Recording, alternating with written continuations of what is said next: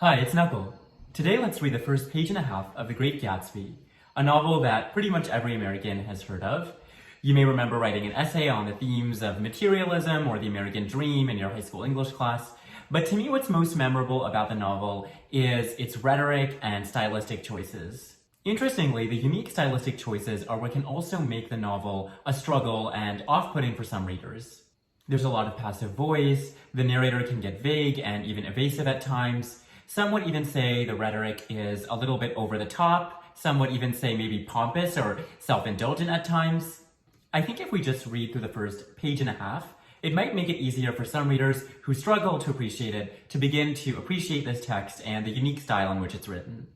In my younger and more vulnerable years, my father gave me some advice that I've been turning over in my mind ever since. So if this narrator had younger and more vulnerable years, then perhaps as he's speaking to us now, the narrator feels that he has more experience and less naivete. But he's still turning over this advice in his head, so he's still not entirely sure what it means or what to make of it. Whenever you feel like criticizing anyone, he told me, just remember that all people in the world haven't had the advantages that you've had. He didn't say any more, but we've always been unusually communicative in a reserved way, and I understood that he meant a great deal more than that. So, unusually communicative in a reserved way. So they convey a lot to each other, even if they don't say very much to each other. And so even if their words are few, even if these words are few, the narrator knows that they mean a great deal more than just that. In consequence, I'm inclined to reserve all judgments, a habit that has opened up many curious natures to me, and also made me the victim of not a few veteran bores. The abnormal mind is quick to detect and attach itself to this quality when it appears in a normal person, and so it came about that in college I was unjustly accused of being a politician, because I was privy to the secret griefs of wild, unknown men. So as a consequence of his father's advice, he is inclined to reserve all judgmentalism. And this has opened up to him many curious natures and also made him the victim of not a few veteran bores, more than a few veteran bores. So based on context here, I think we can say that curious here probably doesn't mean intriguing, as it can often mean. Oh, that's curious, that's intriguing. It means probably something more like bizarre, because he also refers to himself as the victim of a few veteran bores. So probably has a negative connotation.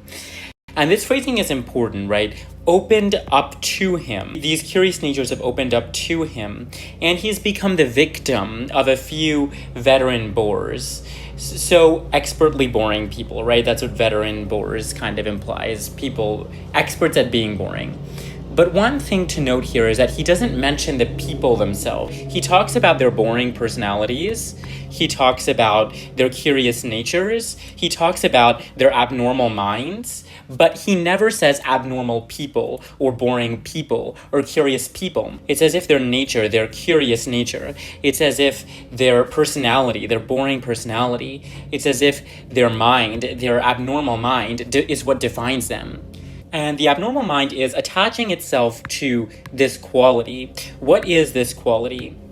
This is the quality of non-judgmentalism, right? Of his being non-judgmental. So the abnormal mind is quick to detect and attach itself to this quality when it appears in a normal person.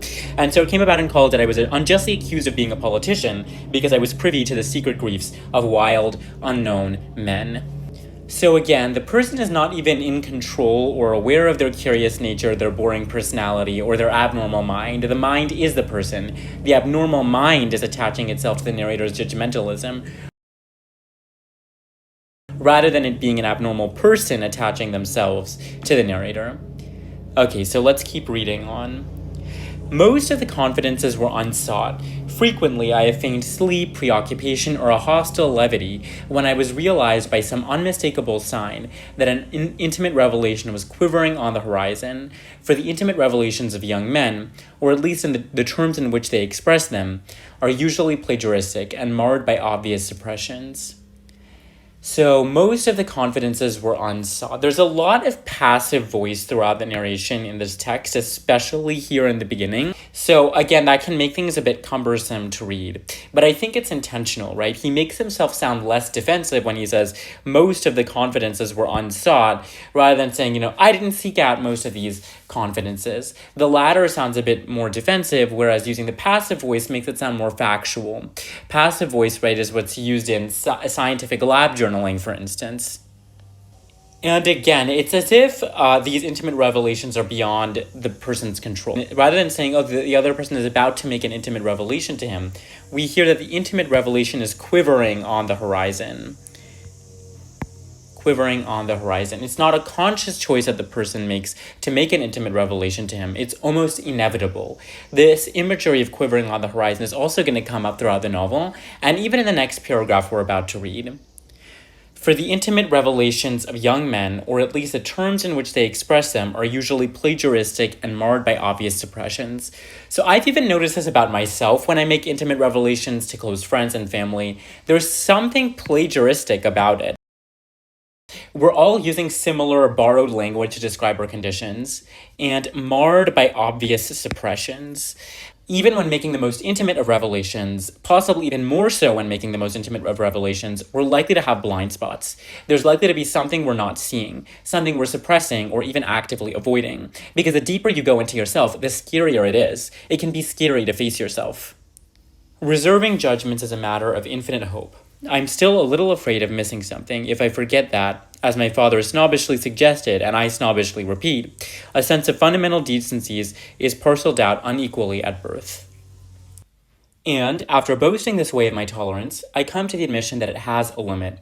Conduct may be founded on the hard rock or the wet marshes, but after a certain point I don't care what it's founded on. When I came back to the East last autumn, I felt that I wanted the world to be in uniform, and had a sort of moral attention forever.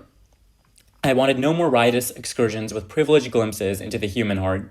This is interesting. He just told us that the confidences of wild, unknown men were unsought. But here he's talking about privileged glimpses into the human heart. Privileged could imply that these glimpses into the human heart are difficult to come by, which I think we can assume of the wild, unknown men as well. But privileged also suggests a sense of pride. I think there's stifled pride here around the glimpses this narrator has gotten to have into the human heart. There's a sense of pride that can come when someone has made known to you part of themselves that they're usually unwilling to share. Only Gatsby, the man who gives his name to this book, was exempt from my reaction. Gatsby, who represents everything for which I have unaffected scorn.